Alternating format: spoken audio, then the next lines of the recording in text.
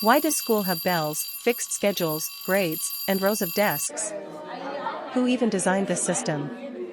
And was it really made for learning, or for something else entirely? Today, we're diving deep into the real history of the modern school system, and why it was never designed with you in mind. Education has been around for thousands of years. In ancient Egypt, Greece, China, and India, knowledge was passed down through religion, philosophy, and elite tutoring. But schooling wasn't for everyone.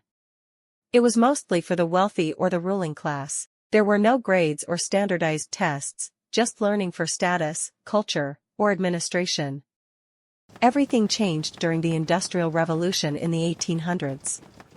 As factories spread across Europe and America, governments needed disciplined, punctual, and obedient workers. So schools started to mirror factories. Bells told students when to start and stop.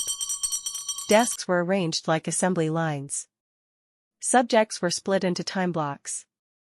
The goal wasn't creativity, it was compliance. One of the biggest influences on modern schooling was the Prussian education system. It was one of the first state-run, compulsory school systems. It trained students to follow orders, respect authority, and serve the state. And it worked so well that other countries, including the US, copied it. In the 1840s, American reformer Horace Mann pushed for free public education for all children. He believed education should be universal, non-religious, and state-funded. But the model he used was borrowed from Prussia, structured, standardized, and focused on producing good citizens and workers.